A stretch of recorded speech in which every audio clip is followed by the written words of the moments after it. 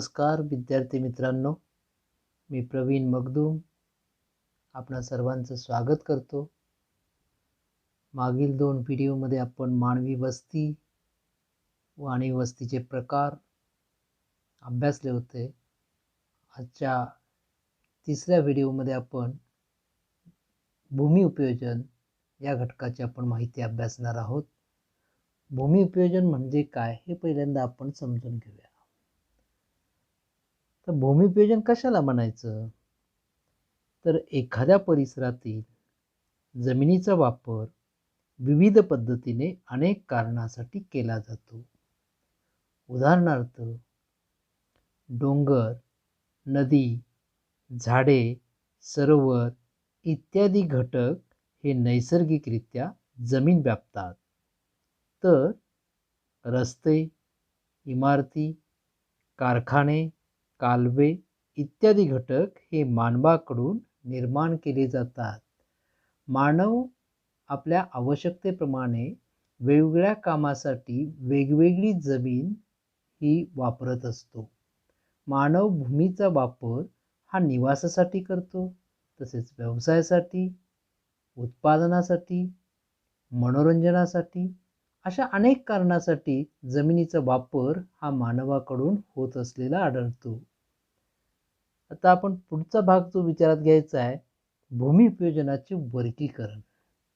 तर भूमी उपयोजनाचे वर्गीकरण जर आपण बघितलं, आपण बारकाईने निरीक्षण केलं तर आपल्याला असं लक्षात येतं की ग्रामीण भागातील भूमी उपयोजन हे वेगळं आहे, तर नागरी भागातील भूमी उपयोजन हे वेगळ्या प्रकारचं असलेलं आढळतं।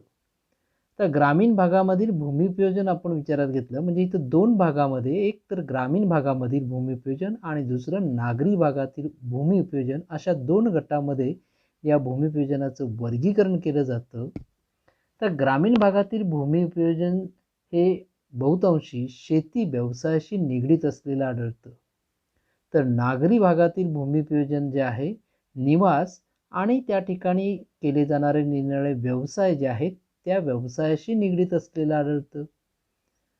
मग आता इथं आपण पहिल्यांदा विचारात घेऊया ग्रामीण भागातील भूमी उपयोजन।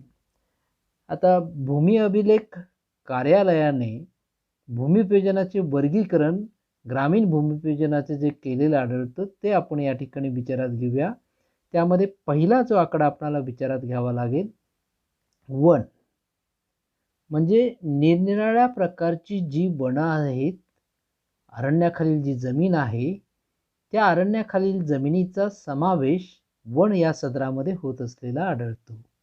मग यामध्ये राज्याची जंगलं असतील, संरक्षित जंगलं असतील, राखीव जंगले असतील, वर्गीकृत जंगले असतील, तर अशा अनेक प्रकारच्या जंगलांचा या वन या सदरामध्ये समावेश होत असलेला आढळतो। दुसरा जो आहे तो बिगर शेती।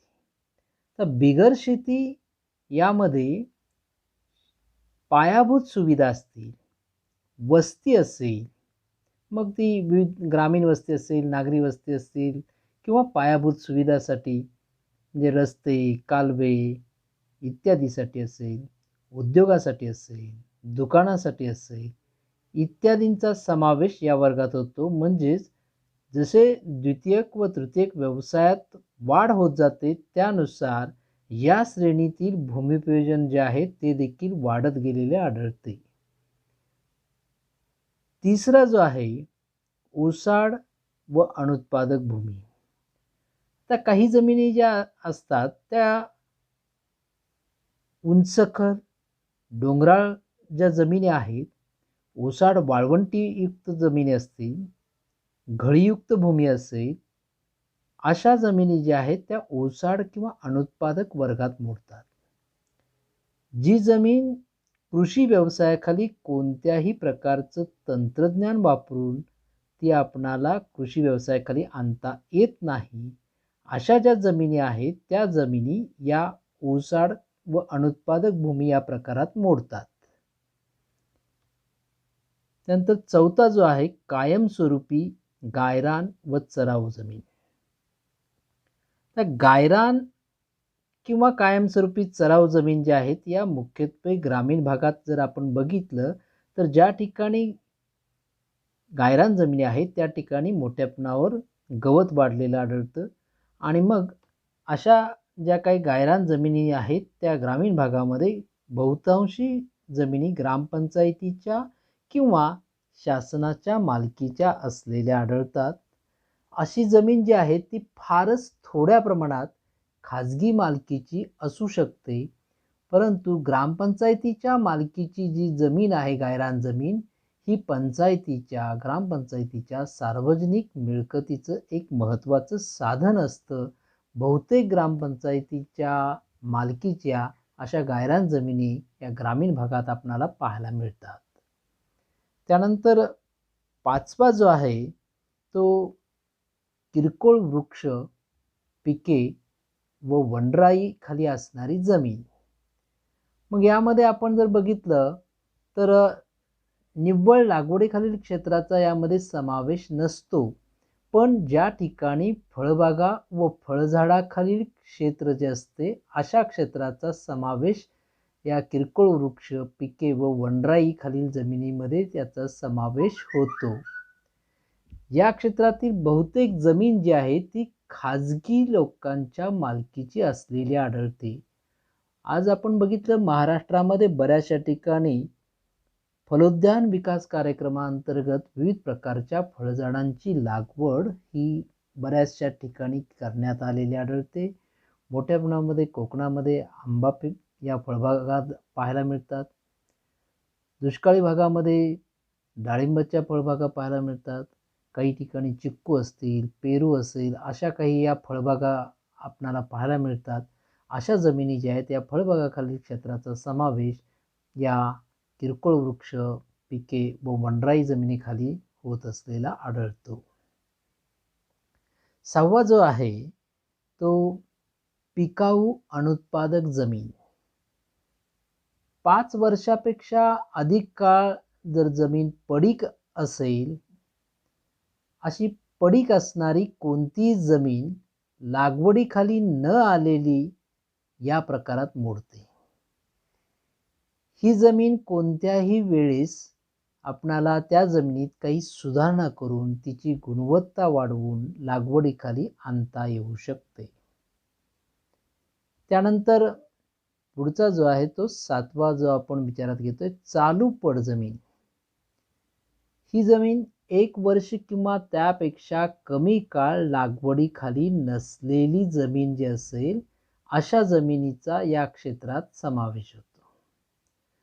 जमिनीला शेतकरी बऱ्याच वेळा काय करतात, जाणीवपूर्वक पड ठेवतात, कारण जमिनीची जी सुपीकता कमी झालेली असते ती सुपीकता वाढवण्यासाठी, तिचा कस सुधारण्यासाठी अशा पद्धतीनं काही जमिनी ज्या आहेत 1 वर्ष किंवा त्यापेक्षा कमी काळ ती लागवडीखाली न आणता ती पड ठेवलेली आढळते.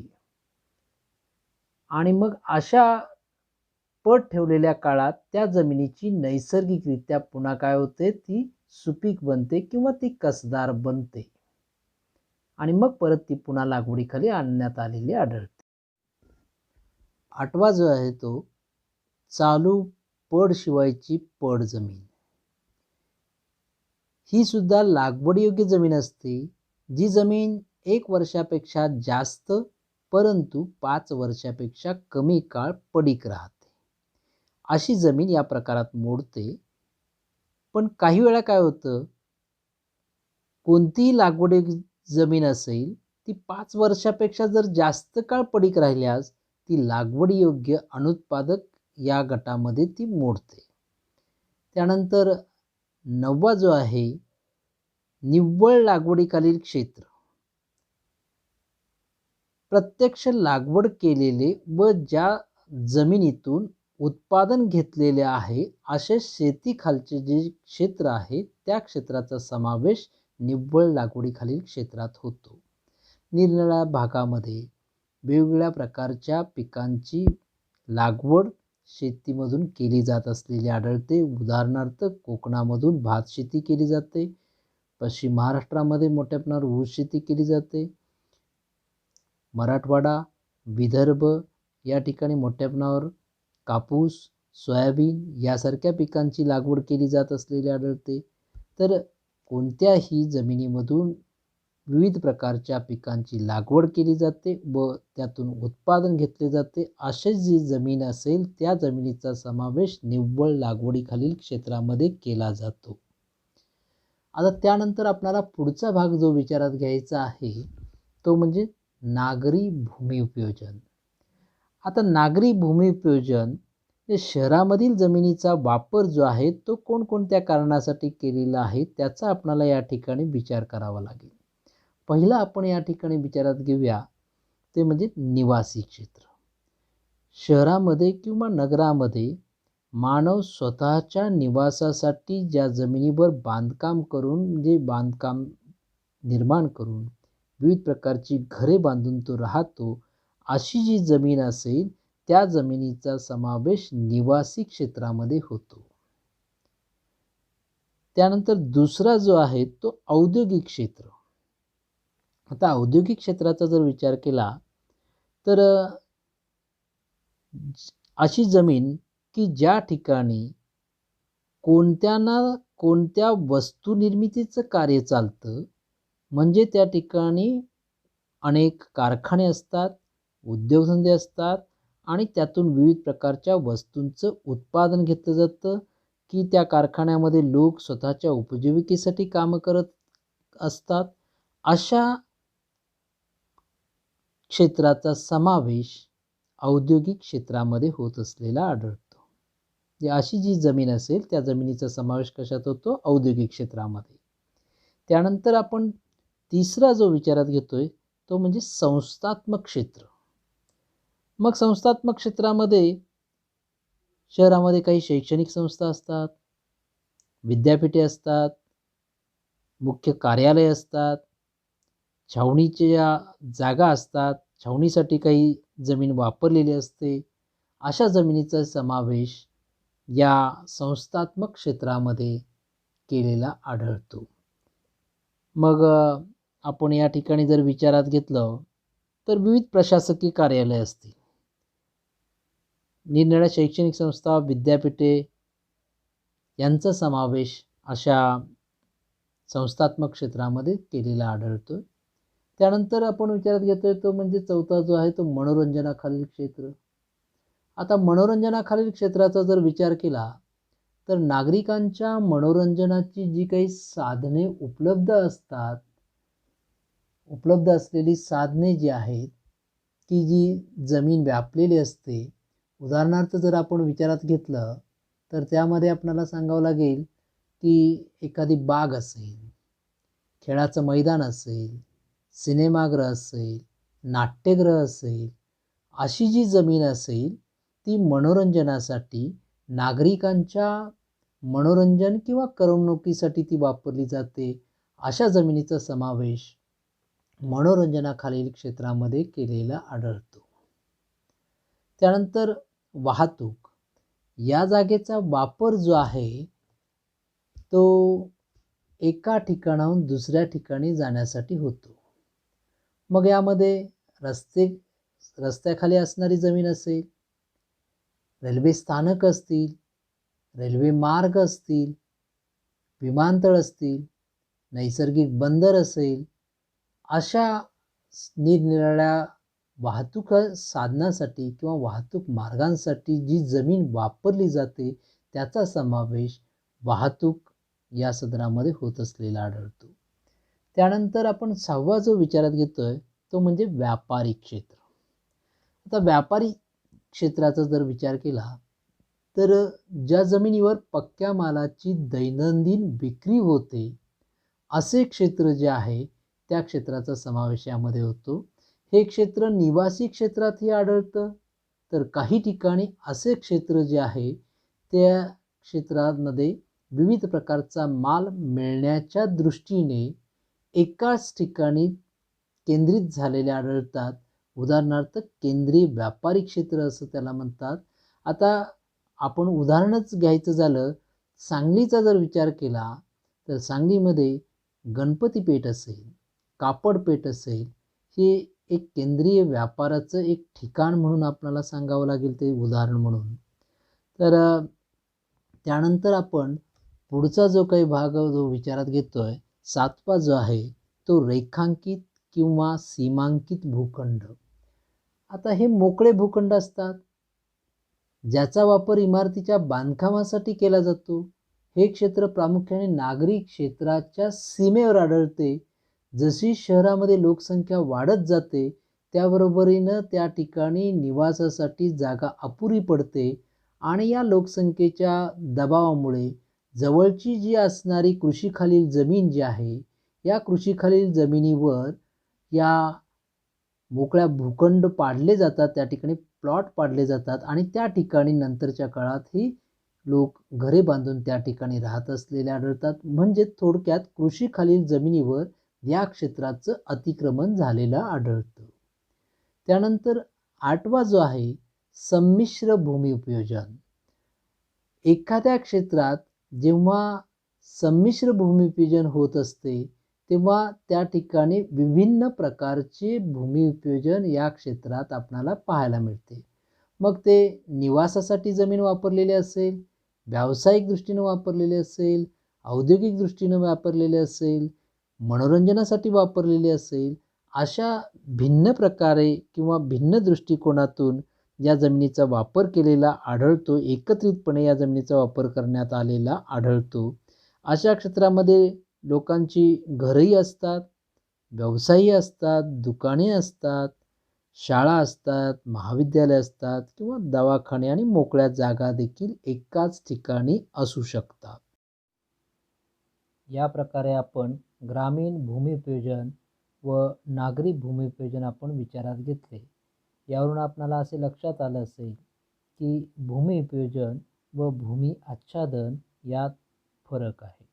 बऱ्याच वेळा या शब्दांचा वापर हा समानार्थी म्हणून केला जातो, पण दोन्हींचा अर्थ मात्र वेगवेगळा आहे. भूमी आच्छादन म्हणजे भूमीवर आढळणारे प्राकृतिक घटक. यामध्ये मग वने, पाणी, बर्फ, खडक, वाळू इत्यादी. या उलट भूमी उपयोजन म्हणजे त्या भूमीचा उपयोग मानव कोणत्या कारणासाठी करीत आहे हे होय. उदाहरणार्थ भूमी उपयोजनाचा उपयोग करमणुकीसाठी करणे. येथे भूमी आच्छादन हे जरी वनस्पती किंवा वनाखाली असले तरी त्याचा उपयोग हा करमणुकीसाठी होत असतो. हे त्याचं एक उत्तम उदाहरण आहे. एखाद्या क्षेत्राचे भूमी आच्छादन व भूमी उपयोजन समजल्यास त्या क्षेत्राचे संपूर्ण आकलन आपल्याला होते. आता इयत्ता 11वीच्या पाठ्यपुस्तकाचं जे काही मुखपृष्ठ असेल त्यावर दिलेलं छायाचित्र आणि इयत्ता 12वीच्या पाठ्यपुस्तकाचं मुखपृष्ठ त्यावरील दिलेलं छायाचित्र जर आपण विचारात घेतलं तर आपणाला यामध्ये मग भूमी आच्छादन व भूमी उपयोजन याबद्दल जो काही आपणाला बदल जो आहे तो बदल आपणाला लक्षात येईल. त्यावरून या ठिकाणी आपण भूमी उपयोजन या संदर्भात आपण ही सविस्तर माहिती विचारात घेतली. आता त्यानंतर आपणाला काही पुढचा भाग आपणाला विचारात घ्यायचा आहे तो आपण पुढच्या व्हिडिओमध्ये विचारात घेऊ. या ठिकाणी आपण थांबूया. धन्यवाद.